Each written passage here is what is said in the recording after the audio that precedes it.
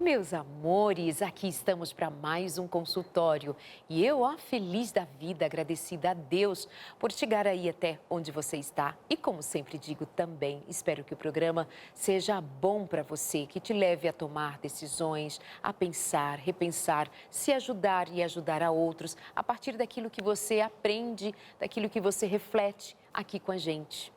Hoje nós vamos mais uma vez falar sobre as dores da vida. E dores tais que vamos encontrar em algumas situações, dificuldades extremas que pode levar alguém a pensar que por fim a vida é uma saída. Nós daqui vamos sempre ter a expectativa de que tenhamos vida e vida em abundância.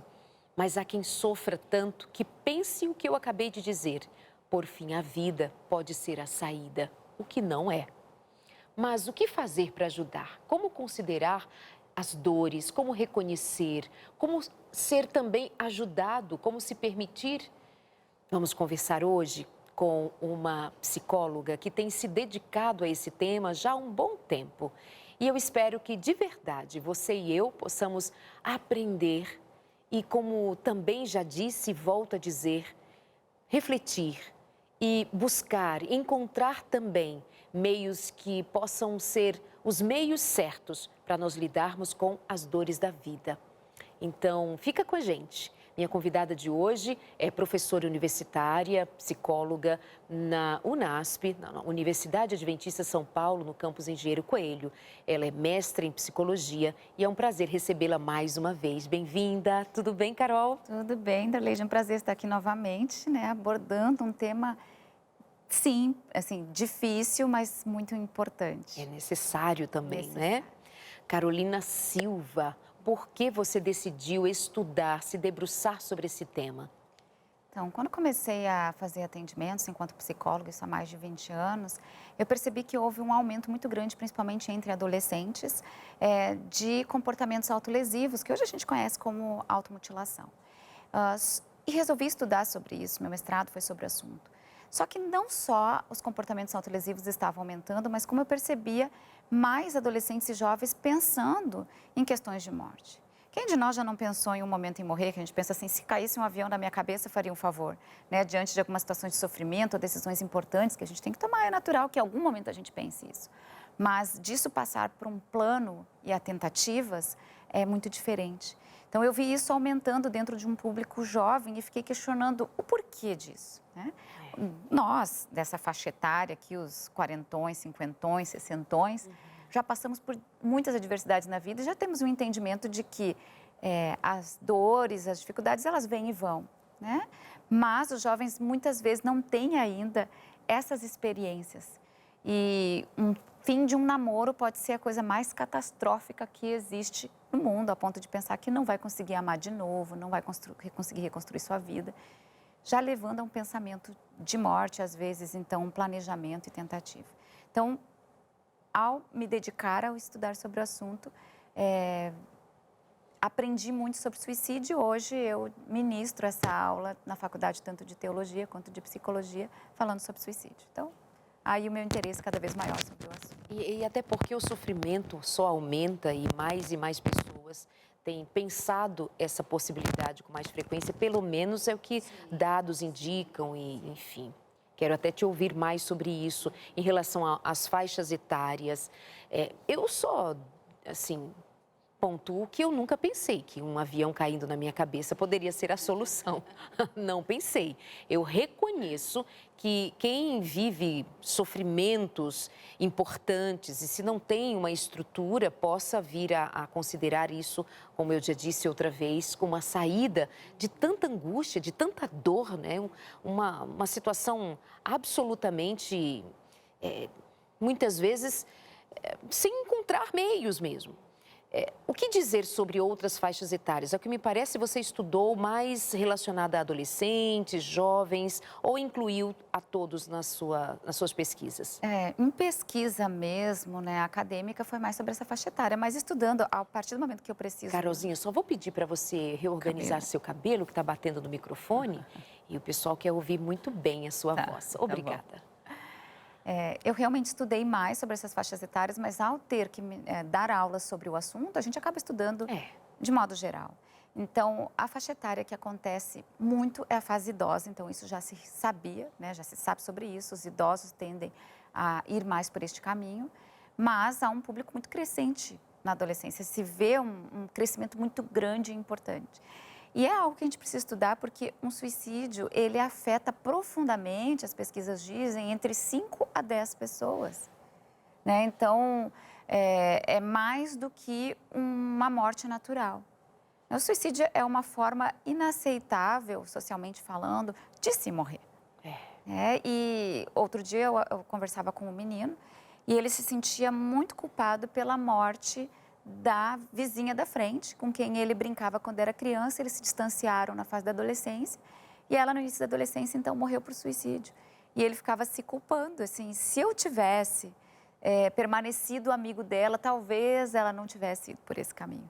Então, mesmo pessoas distantes, às vezes, se afetam quando isso acontece. Quanto mais as pessoas mais próximas. Então, de 5 a 10 pessoas, o ciclo ali que envolve quem suicidou-se é impactado.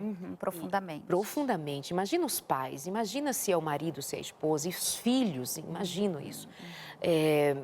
O que dizer da motivação? O que é mais comum nessa motivação? Dá para especificar? Schneidman, que é um dos principais autores que estudou sobre o assunto, iniciou estudo sobre isso, ele vai falar da psyche ache, né, que seria assim uma dor da alma, uma dor profunda, onde a pessoa como que se mistura com essa dor e ela não passa a sentir a dor, ela passa a ser como que fosse a dor. Então, a gente vai falar, às vezes, de uma restrição de liberdade de decisão, mas é importante sempre pensar que, no final das contas, a decisão, mesmo que tenha uma possibilidade maior de fazer escolha ou não, é da pessoa, né? Ela tem mais liberdade ou não dentro de um campo de sofrimento. Os motivos vão ser semelhantes ou muito diferentes entre os mais jovens e os mais velhos?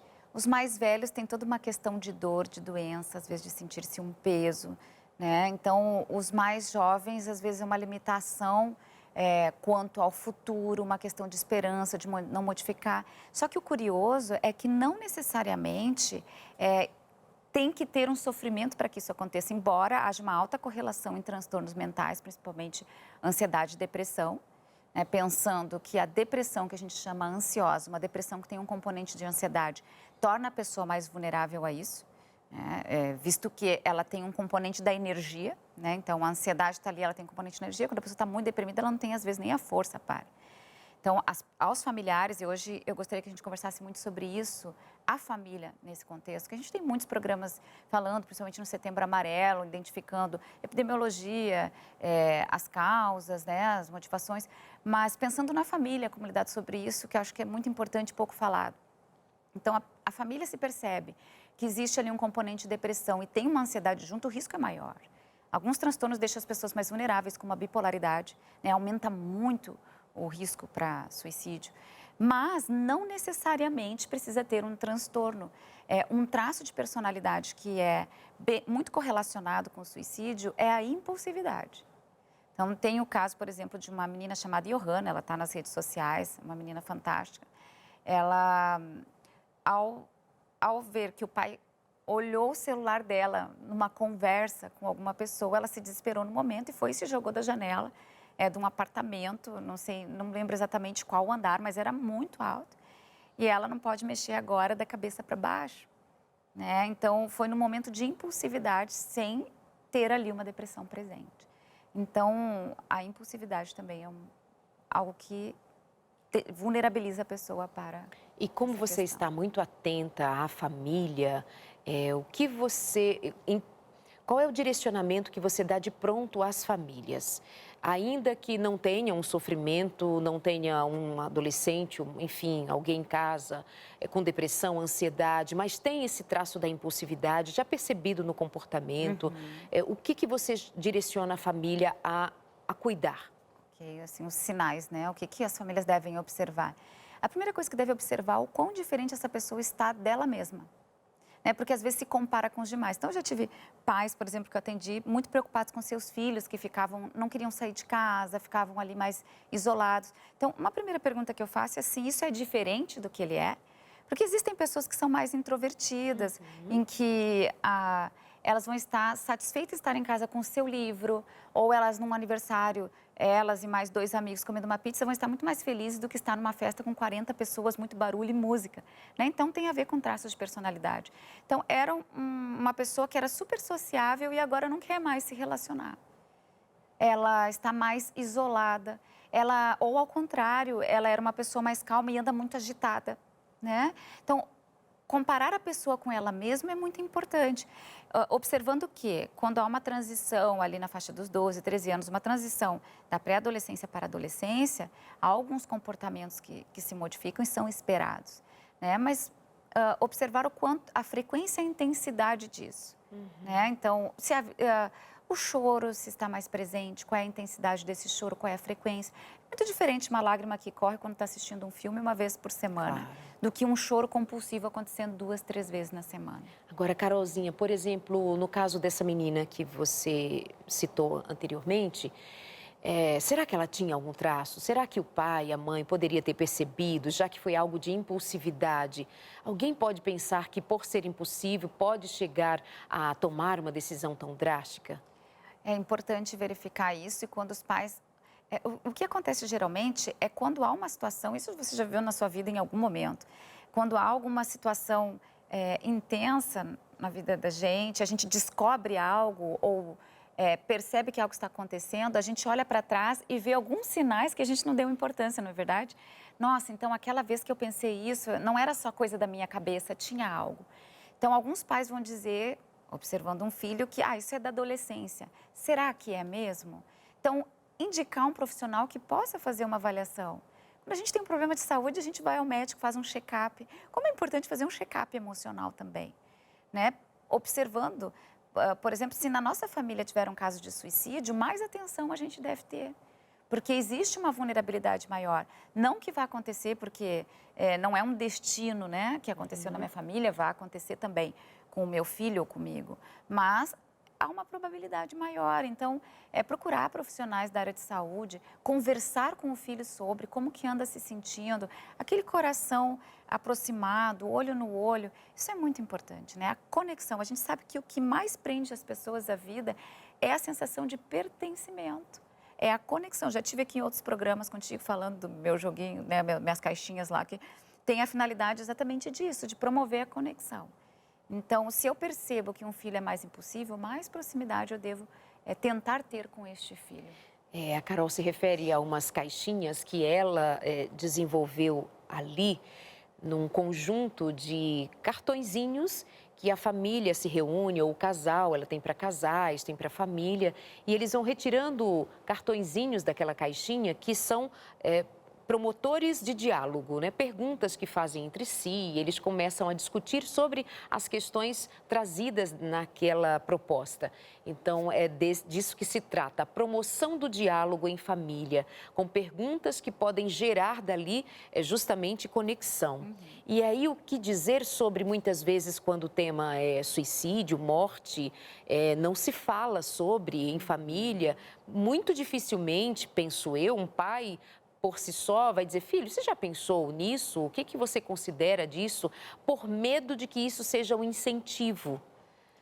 Arleide, que importante falar sobre isso.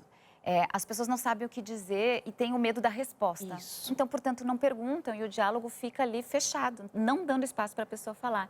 Então, uma das orientações que eu trabalho muito com os meus alunos, que serão futuros psicólogos, é que a gente precisa perguntar abertamente sobre.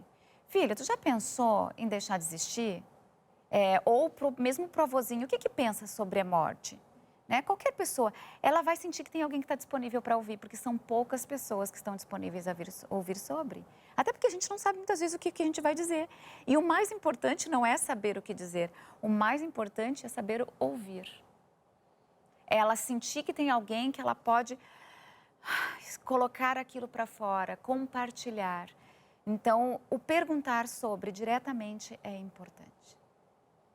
Agora, pensar em como perguntar também, né? Fiquei aqui, eu de pronto, cheguei, eu prendi o fôlego. Vai que a outra pessoa entende, será que ela está sugerindo? Você já pensou sobre? Pode dar a impressão de estar sugerindo. Oi? Não, é uma promoção do diálogo, volto a dizer, de você se importar, de saber se para o outro isso já foi uma questão, ou seja, uma questão para justamente abrir e como numa panela de pressão, você tirar esta pressão e enxergar o sofrimento do outro, o medo do outro, a necessidade do outro. Esse é o sentido, mas é sempre bom a gente pontuar, saber falar, saber perguntar e demonstrar o interesse com afeto, não é? Exato, exato. Então a gente não vai chegar perguntando, já pensou em te matar? Então. Não desta forma, né? Mas perguntar para a pessoa como que ela tem sentido, o que ela já pensou fazer em relação a esse sofrimento, ou essa situação que ela entende que não tem mais esperança, porque um dos fatores mais presentes é a desesperança. Né? É pensar que algo não vai modificar. E tantas pessoas eu já atendi ao longo da minha vida, Darleide, que chegaram ao consultório pensando que era o fim, que não tinha como modificar aquela situação. E eu encontro depois, eu me procuro nas redes sociais, vivendo uma vida totalmente diferente, como que virou a página, como que a vida foi diferente. Então, enquanto tem ar nos nossos pulmões, ainda existe possibilidade das coisas mudarem. Às vezes as pessoas entram em bancarrota, faliram, eu nunca mais vou ter como pagar essas dívidas. E a gente escuta as histórias como de maneira esperada o curso da história mudou e ali a vida se instalou novamente, se instalou um novo amor, um novo emprego, né, uma nova fé. Então, o persistir é mais importante, um dia de cada vez e às vezes é uma hora de cada vez. E o poder compartilhar esse sofrimento com outra pessoa é muito importante, é muito terapêutico. Então, ter disposição para ouvir é muito importante. Agora, Carol, talvez o tema, aliás, certamente o tema, há um tempo atrás, era mais tabu do que hoje. Hoje nós estamos aqui falando sobre o tema suicídio, tantas outras vezes, tantos outros programas, campanhas, se fala sobre. Mas, ao mesmo tempo, nós temos visto crescer. O que está acontecendo com o indivíduo? O que está acontecendo com a gente, globalmente, individualmente? O que colabora para nós nos tornarmos desesperados? É interessante, José Neuribotega é um dos principais pesquisadores sobre o tema aqui no Brasil. E ele vai trazer no livro uma linha histórica, né, do que aconteceu, da questão do suicídio através da história, desde a Idade Antiga, Idade Média, enfim. E ele vai trazer a perspectiva de Drunkay, que diz que neste período se tirou a igreja, né? Se tirou a igreja e o conceito de família e não se colocou algo no lugar. Então, é como que falta, às vezes, de propósito, falta, às vezes, de sentido e, principalmente, a falta de conexão interpessoal. Então, hoje, tem muitas pessoas que estão conectadas com as redes, né, com as telas, mas não estão conectadas entre si. E a gente vê, eu atendo tantos filhos que se conectam com as telas porque eles não conseguem se conectar com os próprios pais em casa. É o que tem. E quando há um interesse, as redes sociais, elas ensinam, vamos dizer assim, o caminho da roça. A gente se consegue com mais facilidade aprender como fazer efetivamente, né, o que fazer. Então, além de haver um processo, às vezes, de dor emocional maior, inclusive a questão do sono, as pessoas não estão dormindo bem e isso tem um efeito sobre a saúde mental da pessoa. Nós vamos falar um pouquinho sobre essa questão do sono. Vários fatores que concomitantemente estão contribuindo para que se pense mais no assunto. Não, já pode falar, então, sobre esses fatores, já pode dizer para a gente o peso que é o cuidado com a saúde em todos os aspectos, né, globalmente. Então, se percebe que, ao longo da história, segundo autores citados por você, é sabido que religião perdeu força quando outrora tinha um lugar presente na estruturação da sociedade. O valor família, né, estruturada, também foi se dispersando, se desfazendo, se desconstruindo e abertamente o discurso para isso. Né? Há grupos que se faz muito presente na discussão de que é necessário construir família, mas põe o quê no lugar? Lembro de um trecho de uma uma música que agora, enquanto você falava, ela me veio forte, porque sempre me chamou a atenção, que dizia sobre não ser de ninguém. Não sou de ninguém e todo mundo é meu também. Quer dizer, você é só e você é de todo mundo quando nós precisamos do sentimento de pertencimento para ter saúde mental, para ter qualidade de vida. Então, como é que o mundo propõe que nós não sejamos de ninguém? Como que o mundo propõe que já não tenha mais especificação pai e mãe numa certidão de nascimento, porque isso pode ser... Enfim, essas questões todas que você deve acompanhar e deve ficar sempre pasmado de que isso seja uma oferta a ser considerada pela sociedade, por nós, inclusive cristãos, que isso seja natural, de que faça bem. Não, isso é para o bem de quem? Se a história mostra que, na verdade, tem deixado um buraco, um vazio e nada se põe semelhante no lugar, porque o Criador, quando pensou humanidade, ele pensou assim, que ele seja presente, que haja família, que haja pertencimento, que haja essa estrutura fundamentada em quem eu sou, com quem eu sou e o que eu estou fazendo aqui. Coisa que a palavra de Deus nos faz saber, mas que também foi desprezada, a palavra de Deus. Bom, mas nós estamos aqui trabalhando numa frente de esperança, de cuidado, de atenção, de fazer você se perceber pertencente. Você pertence a uma igreja, você pertence a uma família grande ou pequena, você pertence, sobretudo, a Deus, você pertence ao coração do Criador. Ele te fez imagem e semelhança dele. E nessa vida nós vamos sendo atribulados daqui, da colar, e a Novo Tempo existe para ser um canal de esperança para você. E temos considerado distribuir aos milhares pelo Brasil, materiais como este aqui, Mente Feliz, escrito pelo psiquiatra Dr. César Vasconcelos de Souza, e é uma oferta de cuidado e de atenção a você aí de casa. Você só precisa pedir. Darleide, do que se trata a revista Mente Feliz? Vai tratar, por exemplo, de pensamentos distorcidos. E quantas vezes são justamente os pensamentos distorcidos, né, Carol? Que vai nos levar a tomar decisões completamente distorcidas também. Esse é um tema pautado aqui na revista Mente Feliz. Nós vamos falar sobre depressão. Dizendo de pronto, depressão não é frescura, como se diz muitas vezes desavisadamente. Vamos falar sobre ansiedade, a cura para a ansiedade e outros temas que você, tendo contato com estes temas, por exemplo, psicossomática, mente e corpo, como um corresponde ao outro. Nós vamos falar de controle emocional, vamos tratar ainda de como perdoar, como lidar com as mágoas, com os ressentimentos, como sair do quadro de ansiedade, de depressão. É para você ligar e pedir. É só isso que você precisa fazer. Eu não estou com energia, Darleide. Eu não tenho hoje em condição de buscar um atendimento, buscar uma terapia. Primeiro que há terapeutas disponíveis na rede pública. É difícil, eu sei. Não é a mesma coisa, eu sei.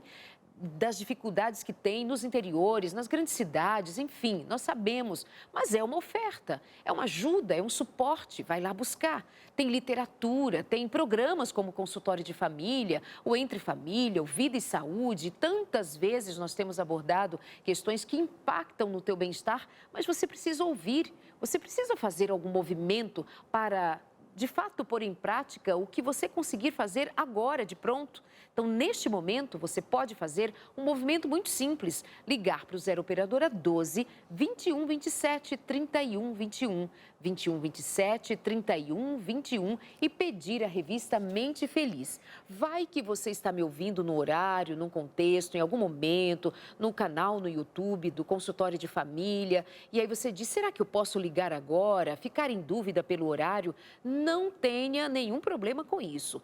Pode mandar também mensagem para a gente no WhatsApp, 98244-4449, tá bom?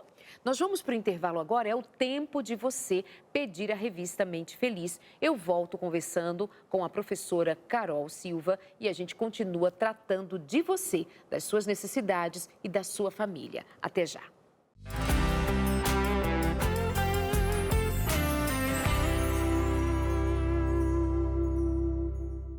Amores, vamos aqui continuar falando sobre essa dor que muitas vezes vai tão profundamente na alma de alguém que ela pensa que tirar a vida, desistir de viver, seja um caminho e não é.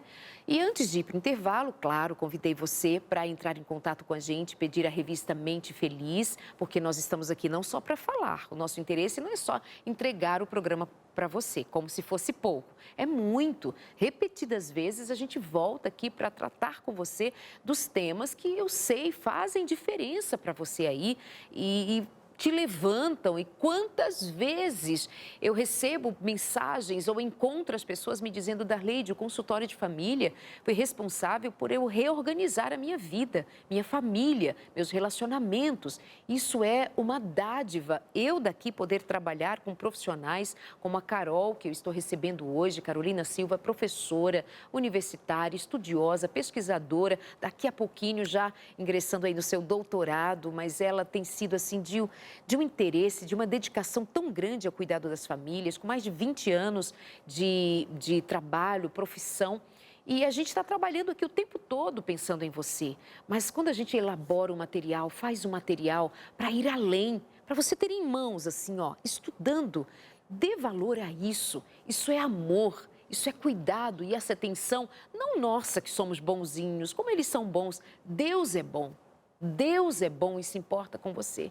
Levanta a Carol, levanta a mim, levanta uma Novo Tempo e tanta gente envolvida em fazer bem. 0 operadora 12 21 27 31 21.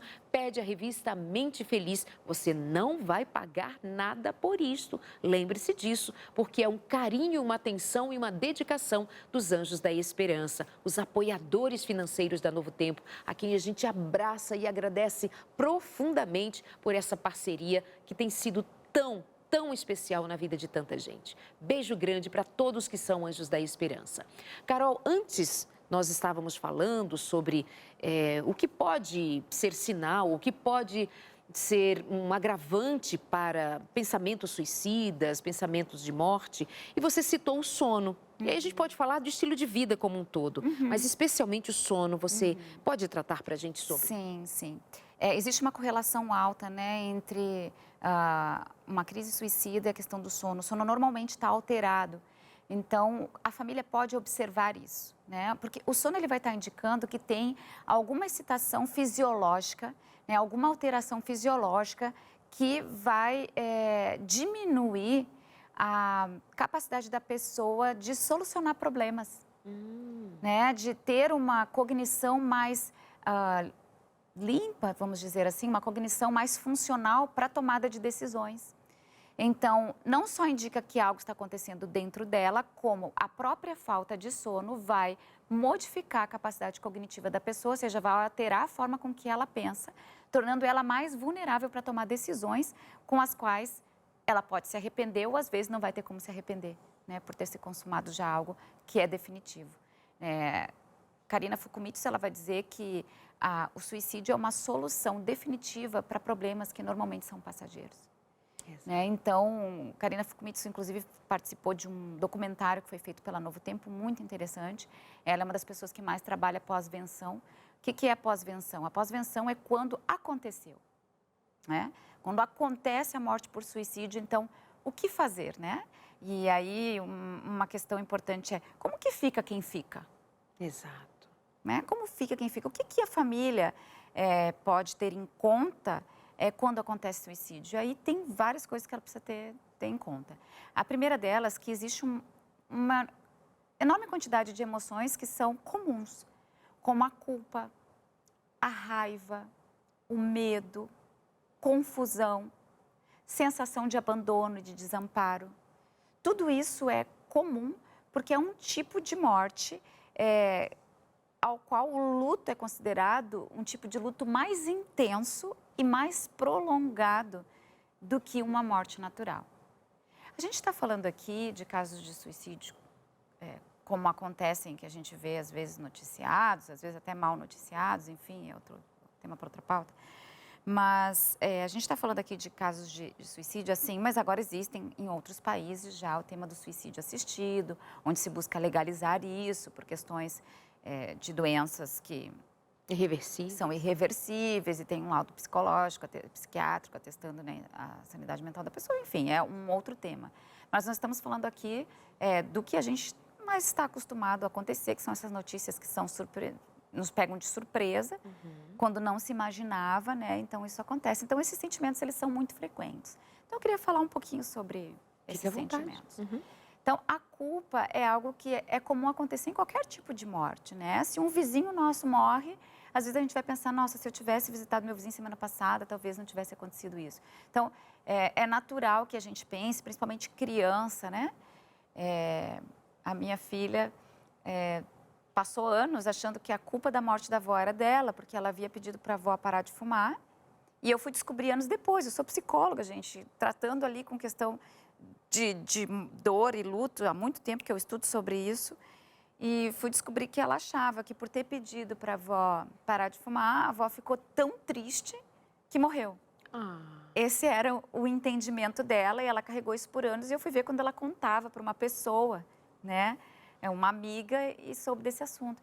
Então, como é importante a gente conversar abertamente sobre isso para esclarecer alguns mitos que às vezes ficam. E quando a morte é por suicídio, isso tende a ser maior. Que os mitos, eles se estabeleçam, por quê? Porque não se fala sobre. Né? Então, é comum que as pessoas se sintam culpadas.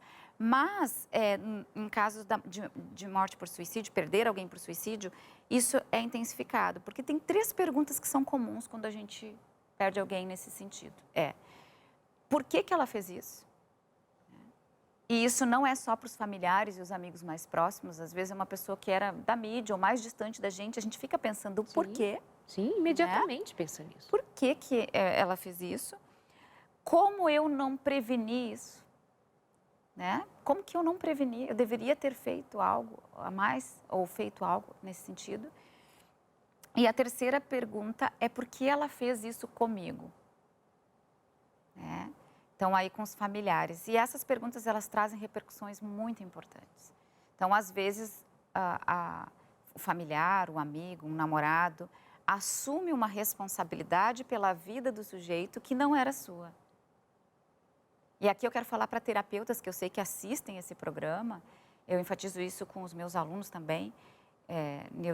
José Neuri Botega fala nesse sentido, que nós somos responsáveis pelo tratamento das pessoas que chegam até nós. É nossa responsabilidade estudar o máximo que a gente pode sobre o assunto, entender sobre, ir a congressos, ler o que está sendo lançado, estudar essa pessoa na individualidade dela, acessar as pessoas mais próximas, né, a rede de apoio, que às vezes a gente não tem nem familiar da pessoa para conversar, mas a gente chamar então um amigo mais próximo, pessoa que cuida, alguém. Então, ver a situação desse indivíduo, mas entender que quando isso acontece, se alguém aqui já teve um paciente que passou por essa situação, nós somos responsáveis pelo tratamento, mas não pela morte da pessoa. Né? Isso é muito importante, a gente ter essa diferenciação.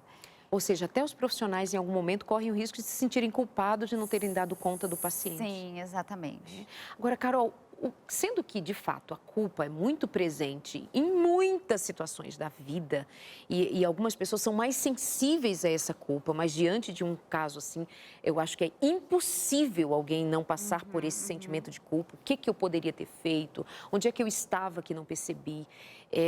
Eu ouvi certa vez o padre Fábio de Mello, conhecido, creio que de todos, ele dizer de um dia dialogando com sua irmã, ela dizia, eu vou tirar minha vida, ela já tinha dito isso muitas vezes, e um dia ele disse, você quer? Então faz isso, vai, você quer que eu te dê a arma? E ele relatando isso, e por fim ela tirou a própria vida. Então assim, imagina o sentimento de culpa que aquele homem sente, quer dizer, hoje eu não sei se ele a sente, mas o quanto ele sentiu, vamos dizer assim, e o quanto isso reflete inclusive na própria saúde mental dele. Sim. Ou seja, ele, um homem esclarecido, chega uma hora em que ele...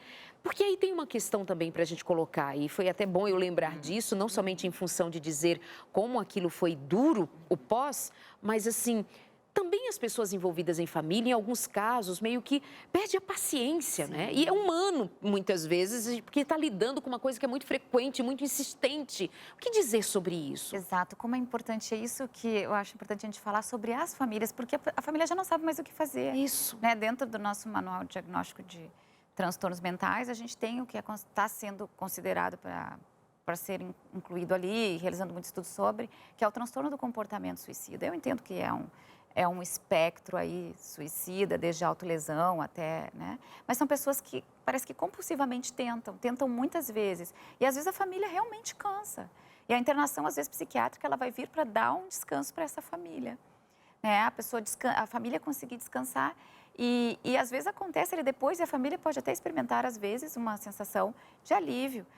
Algum familiar pode experimentar isso. Agora, imagina uma sensação de alívio e a culpa que se sente por sentir um alívio nesse sentido. Né? Então, o luto por suicídio, normalmente, ele está associado ao transtorno de estresse pós-traumático, que é quando a pessoa tem pensamentos intrusivos, né? Ela está sempre pensando naquilo, ela tem pesadelos, ela tem flashbacks. Então, eu imagino, o padre, por exemplo, pode ter o momento que falou para a irmã sobre isso, entrando na mente dele todo momento, e ele sonhando com isso e não se perdoando por isso que disse. Mas ali foi um desabafo de um ser humano no seu limite que realmente poderia estar cansado. Exato. Então, aqui fica a importância que tem de que quando uma pessoa está doente na família ou ela tem uma vulnerabilidade para o suicídio, toda a família é afetada. Nós não somos indivíduos isolados.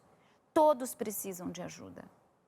Tanto na conversa e na conexão, quanto de um atendimento psicológico, tanto de um olhar para a saúde da família. Às vezes essa pessoa está sinalizando algo que ninguém está falando, que tem silêncio, tem um segredo na família, tem uma coisa estranha, essa pessoa está sendo o que a gente chama de terapia familiar sistêmica de bode expiatório. Está sinalizando que ele tem alguma coisa ruim. São tantos os motivos, né?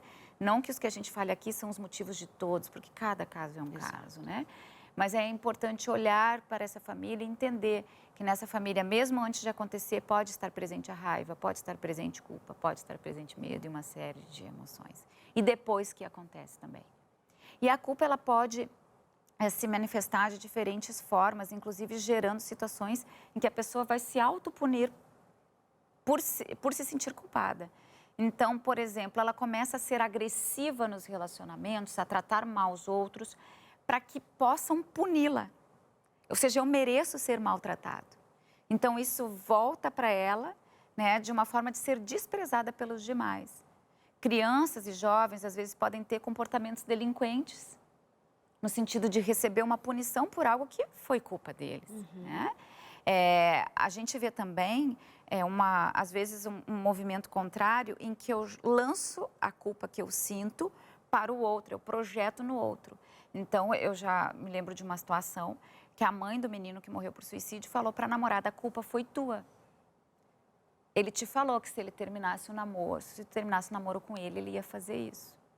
Ou então, tu deveria ser mais atento, ou ao médico que estava acompanhando, ou ao próprio psicólogo, né? Lançar essa culpa, a responsabilidade da morte pelo outro, e às vezes a pessoa está se sentindo mesmo culpada.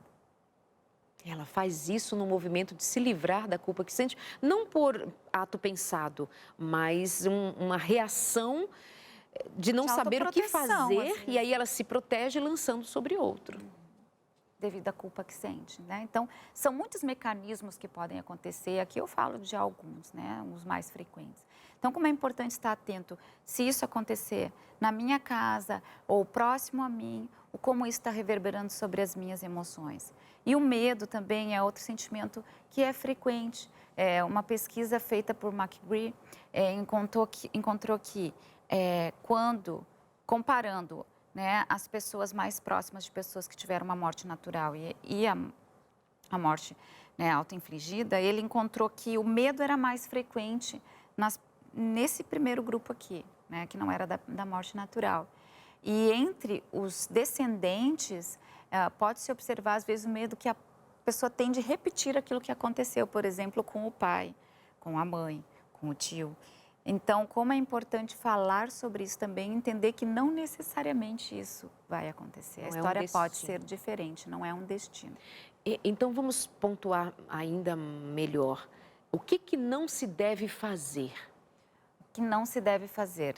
Em primeiro lugar, a gente está lá, por exemplo, nos rituais fúnebres e vai dizer assim, vai ficar tudo bem. Clássico, né? Não, isso em qualquer tipo de morte, né? Vai ficar, a gente não sabe como vai ficar e certamente por um bom tempo não vai ficar tudo bem. E a outra clássica foi da vontade de Deus. Imagina, nunca é vontade de Deus que algo assim aconteça. Enquanto tem ar passando nos nossos pulmões, é porque Deus está colocando ele ali. Existe propósito, existe missão, existe vida. Tem ar, tem propósito. Às vezes a gente não enxerga, às vezes a dor é tanta que a gente não sente que a gente está com a dor, a gente se sente a própria dor. Eu já senti isso e estou aqui bem coradinha para contar para vocês. Mas já teve um momento em que eu pensei, nossa, seria um favor se eu não abrisse mais os meus olhos. E hoje, cada dia que eu abro os meus olhos, eu penso, obrigada, Senhor, porque eu estou aqui. Graças a Deus, graças a Deus. E aí a gente não deve falar isso, a gente não sabe do futuro. Eu entendo o que você está passando. Gente, mesmo duas pessoas que passaram pela mesma situação, uma não entende a outra, porque cada um vivencia a dor de uma forma diferente. Mas a gente pode fazer, como os amigos de Jó, né? Enquanto eles estavam calados, estava tudo bem. Mas eles resolveram falar, só pioraram a situação. Então, a pessoa precisa entender, neste momento ali da dor, se eu quero ajudar, que eu estou aqui disponível para você. Eu estou aqui, eu sei que a tua dor, eu sei que essa dor é intensa, porque isso a gente não sabe como é, mas a gente sabe que é intensa. Eu sei que a tua dor é intensa. Não sei exatamente como ajudar, mas eu estou aqui. O que eu posso fazer para te ajudar? Como que tu está vivenciando esse momento? Às vezes, o fazer perguntas. Não vai bombardear de perguntas, mas se a gente sente uma abertura, fazer, porque a pessoa normalmente ela fica trancada. O luto por suicídio ele é muito isolado e silencioso. Ter alguém que se possa falar sobre é muito importante. E como é que a gente lida com o sentimento de culpa que aparece nas diferentes situações, mas obviamente estamos tratando desse tipo de culpa após o suicídio de alguém, mas também a pessoa que suicidou-se pode ter levado a cabo essa ideia também por culpa, né, de algo acontecido, por ser um peso para a família. Uma vergonha, vergonha é um dos sentimentos que leva ao suicídio. Culpa, o que dizer dela, como dissolve, como lida, o que acontece? Bom, existem várias técnicas aí dentro da psicologia que eu acho que sozinho a gente fica meio assim, mas às vezes o ato de... É comum que no começo tenham distorções cognitivas, isso faz parte, né? Então, assim, eu poderia ter prevenido e às vezes não podia, mas às vezes podia, né? Então, tem duas linhas para a gente trabalhar. Então, a gente pode escrever uma carta para a pessoa que morreu pedindo desculpas por aquilo que a gente realmente acha pertinente. E a gente pode fazer também um gráfico de responsabilidade, sabe? Fazer, assim, um círculo como se fosse uma pizza e colocar ali o que a gente acha que interferiu na decisão daquele sujeito, o quanto pertencia a própria pessoa, né? Então, assim, ela estava, às vezes, com um transtorno mental ali muito forte, ela teve uma desilusão em algum sentido, ela tinha uma personalidade mais impulsiva. Então, quantos por cento eu acho que isso tem a ver com a pessoa? Quantos por cento tem a ver, por exemplo, a gente coloca ali com a dificuldade que ela estava vivendo numa área financeira? Quanto tem a ver com o histórico de vida? Às vezes ela passou por sofrimentos na infância que foram fortes, que não foram tratados, esses traumas. E o quanto eu sou, né? Então, colocar ali nesse gráfico o quanto eu acho, mas passado um tempo após a morte. Porque no início a gente vai achar normalmente que é tudo culpa nossa. E as pessoas que estão ao redor, nós amigos, familiares, a gente pode ajudar nesse sentido, vendo a realidade dessa culpa, questionando. Mas tu acha que se tu tivesse realmente conversado com essa pessoa mais, tal, se isso iria ter sido evitado, né? Olha só, ela tem um transtorno que ela lida há muito tempo e tal. Então, a gente trabalhar com essa realidade. E como o exemplo aí do padre, precisa se trabalhar o perdão, o auto-perdão. Porque tem situações que realmente pode ser que a pessoa tenha contribuído. E aí o auto-perdão é muito importante. E a gente, bom, lembrar que quando a Carol fala sobre escrever uma carta para quem morreu, sim, fiquem importante. tranquilos. Ela é cristã, bíblica. Nós sabemos muito bem, biblicamente, que não é uma realidade bíblica, vida pós-morte, até que Jesus volte e haja o que nós cremos biblicamente, volto a dizer, na ressurreição. Mas ela está falando do ponto de vista do indivíduo, tirar de si numa escrita intencional do que ela diria, para trabalhar as suas emoções e os seus sentimentos. Isso é bom deixar claro. Exato, né? Como não uma técnica. É uma técnica não espiritual, mas uma técnica terapêutica. Isso. E aí você faz menção a esse trabalho que deva ser feito e vale dizer como muitas vezes vai ser necessário a intervenção de um profissional para a aplicação dessa técnica e e outras, porque o indivíduo ele vai estar muito perturbado, os sentimentos, as emoções muito misturadas. Então, essa intervenção será sempre muito bem-vinda. Muito bem-vinda. Né? E existe, inclusive, um tipo de terapia que é muito interessante para traumas, porque a gente chama de sobreviventes ao suicídio. Né? Então, as pessoas que sobrevivem ao suicídio, elas normalmente têm sintomas de transtorno de estresse pós-traumático. Né? Às vezes ela não tem um transtorno em si, mas ela tem os sintomas. E uma das técnicas mais efetivas, recentes e bem efetivas, é a técnica de EMDR. Né? Já deve ter trazido alguém para falar sobre esse assunto aqui. Então, procure sobre isso profissionais de EMDR que trabalham com técnicas específicas para traumas. Tem muitas pessoas que depois que isso acontece não conseguem dormir mais bem, né? Tem alterações no apetite, tem sintomas físicos. Né? Então, tem alguns sintomas físicos que eles são naturais em qualquer tipo de luto depois, né? Uma queimação às vezes no estômago, um aperto aqui no peito, uma pressão na cabeça, isso tudo é natural depois de um luto, mas quando isso se prolonga no tempo, atrapalha a vida do sujeito, a gente está falando da instalação de um trauma. E um trauma ele se instala normalmente quando é algo muito intenso, inesperado, né? Que atinge a pessoa meio que de surpresa. E normalmente é assim que acontece esse tipo de morte. Algo que pode ajudar também é chamar pelo nome. Então, a pessoa morreu, ela se matou. E até curioso, algumas pessoas se assustam, porque quando fala de morte, cruz credo, né? Quero pensar sobre isso, né? Coloca a morte para lá.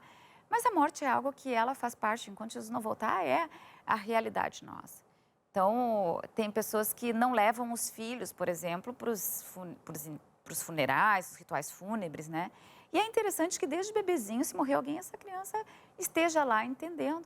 Houve uma mudança na nossa cultura de hospitalizar a morte, né? Antes a vovozinha morria em casa, tomando a sopinha no seu travesseiro, sentindo o cheirinho de comidinha, acolhimento, o neto que vem, um grito de um neto que está ali, um filho ali aconchegando. Hoje a morte ela é delegada ao ambiente do hospital, onde se acende uma luz quando está conseguindo, não consegue dormir direito, quando tu consegue, vem uma luz, alguém vem, te injeta alguma coisa.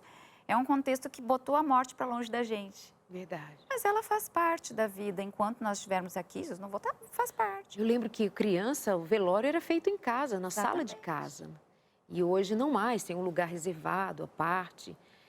De fato, a morte cada vez mais... As pessoas cada vez mais distantes no fim da vida, né? Exatamente. E quando acontece a morte, nesse caso que a gente está falando, mais ainda, mais distanciado, menos se fala.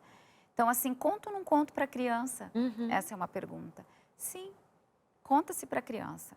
Claro que a gente não precisa contar. Mas mesmo em caso de suicídio, essa indicação, a questão é o como dizer. Essa é o como dizer. É interessante que agora alguns locais onde se fazem rituais fúnebres, eles contratam psicólogas para trabalhar nessa área. Eu digo que eu queria ter muito mais tempo de vida para fazer tudo que eu gostaria. Eu gostaria de trabalhar em um cemitério ou algum local de cremação, enfim, eu gostaria de trabalhar nessa área. Por amor e respeito a essas pessoas nessa hora, né? Que é uma hora que a família precisa muito de suporte. Muito e não sabe muitas vezes como lidar. Então se fala de uma maneira muito simples, né, sem detalhes, mas que sim. E às vezes a família mascara como que se não fosse, não se diz o motivo real do que aconteceu. E isso impede com que se trabalhe a situação. Às vezes a pessoa que vai falar sobre, ela é alvo de raiva e de exclusão da família. Porque não se quer falar sobre, se quer manter aquilo silenciado. Mas quando a gente não fala, o nosso corpo fala. A gente sente, já aconteceu de vocês entrarem num ambiente assim, tá um ambiente estranho. Alguma coisa aconteceu, a gente não sabe o que é, mas a gente sente no ar. Agora imagina isso passando por anos, sentir que tem no ar alguma coisa que ninguém falou sobre aquela pessoa, que aconteceu isso. Uma coisa aconteceu, mas é tudo meio assim que não pode falar, né? Então, o abrir traz um alívio, uma descompressão e permite com que se trabalhe. E aí, o permitir se trabalhar, eu queria entrar num ponto que é muito importante. Quando a gente fala sobre luto, existe o clássico lá de Elizabeth Kubler-Ross, de falar das etapas, né? Culpa, raiva, barganha, enfim. Não é o modelo mais atual, existe diferenças de experimentar, nem todas as pessoas vão experimentar na sequência ou todos os momentos. Eu não experimentei. Não, então, não é o modelo que eu mais utilizo quando eu trabalho questão de luto. Mas a gente tem um autor muito interessante chamado Worden, né, o sobrenome dele é Worden, que ele fala de 4 tarefas do luto, que essas eu me sinto mais confortável. Então, 4 tarefas do luto, qualquer tipo de luto, né? Então, pensando também nesse sentido, a primeira é aceitar a realidade da perda. Porque é natural, quando a gente recebe a notícia de morte de alguém, que a gente fique num estado de choque. Parece que não é verdade o que está acontecendo. Mas eu almocei agora, eu falei com ele semana passada. Né? Ficou em estado de choque. Não é verdade. É natural.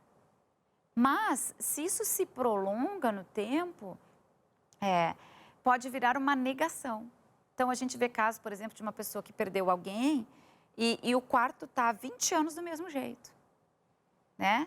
Então, essa negação, ela não é saudável psiquicamente. Então, eu preciso aceitar a realidade da perda. E o que ajuda a aceitar a realidade da perda? Uma das coisas mais importantes é participar dos rituais fúnebres. É ver a pessoa morta. Eu uso palavras fortes aqui porque elas realmente fazem sentido. É ver a pessoa morta. É claro que em alguns momentos ela pode estar desfigurada e aí, né, tem que se trabalhar, muito chocante, mas dentro do possível, que se veja a pessoa morta. Isso traz a realidade cognitiva da morte para a pessoa. Ela realmente morreu. E isso vai ajudar no processo de luto. A segunda questão é entrar em contato com a dor causada por essa morte, né? Então, a gente tem que ter em conta que as pessoas vão experimentar de diferentes formas. A gente falou de 5 a 10 pessoas profundamente impactadas.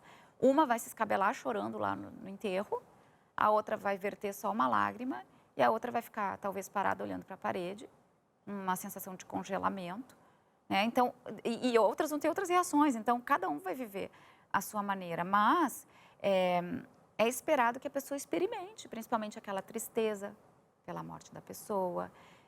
Não digo num primeiro dia, às vezes ela nem vai sentir, mas é normal que ela sinta saudade, que ela recorde.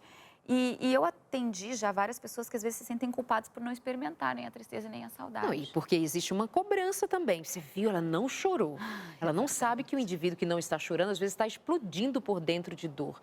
Tem você viu, ela estava sorrindo, eu a vi sorrir. Você não sabe que muitas vezes o sorriso é uma máscara. Exato. O sorriso é uma máscara e às vezes nós temos diferenças de personalidade. Claro. Então, a pessoa mais introvertida normalmente não vai ser aquela que vai chorar intensamente, ela vai mandar para dentro, ao invés de colocar para fora. E às vezes, quando estiver sozinha, ela vai manifestar isso num choro. Você falou, então, de 2 passos. 2 passos. Nós temos 2 minutos para os outros 2 passos. Vixe! Então, o seguinte passo seria incluir a pessoa, né, que se foi de alguma forma na nossa vida presente, não no sentido de trazer a alma da pessoa para ali, mas no sentido de falar, olha, ela gostaria dessa comida, que legal. Aí você que ela diz para gostava citar dessa o nome nessa hora, dizer o nome da pessoa. Sim, como o vovô gostava dessa comida. Nossa, ele ia adorar estar aqui com a gente hoje. Entendi. Olha, esse passeio é algo que ele gostaria de fazer.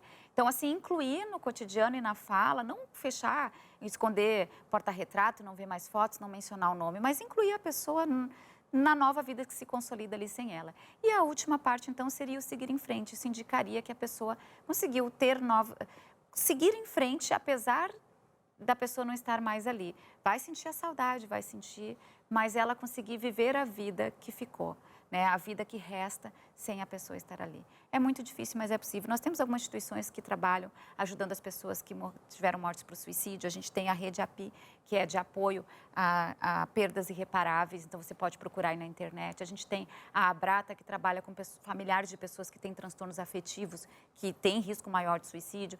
Então, tem o CVV também, entra lá no site, você pode ligar e conversar. Então, se ajude enquanto família. Quando aconteceu, a gente precisa se cuidar. E cuidando da gente, a gente também está cuidando dos outros. É isso. Muito obrigada, Carol, por você ser dedicada a cuidar de tantos, vir a ser uma voz de cuidado às famílias. E que Deus te abençoe para você continuar sendo luz onde você anda, porque Deus está contigo. Deus te abençoe. Professora de muitos que sairão como profissionais para ajudar a outras pessoas também. E nós estamos daqui, ó, não vou te dizer nada mais, só te mostrar que isso aqui é um carinho e a nossa vontade de que você viva bem, mente feliz. Aqui nós temos lições que, se postas em prática, se você ouvir atentamente a direção dada aqui nesse material é ouvir mesmo. Adaleide, mas é uma leitura. Escuta a voz do autor. Ele só tem um pouco mais de 40 anos como psiquiatra. Só isso. Para pôr aqui com muito amor o que pode ser um caminho novo se abrindo diante de você. Muita esperança, muita confiança na graça e no amor de Jesus. Mente feliz. 12, 21, 27, 31, 21. E nós dissemos aqui que a desesperança é que leva a muitos a pensar que o melhor é desistir de viver. Mas escute a voz de Jesus. Que seja uma voz mais alta, mais forte, mais contundente, mais profunda que a voz da dor ou a sua própria voz, a voz do seu pensamento. Vinde a mim, todos os que estão cansados. Eu vim para que tenham vida, e vida em abundância, disse Jesus. Obrigada por sua companhia. A gente se encontra aqui no próximo consultório. Continuo agradecida a você, Carol, e a você aí de casa pela companhia. Beijo e até o próximo.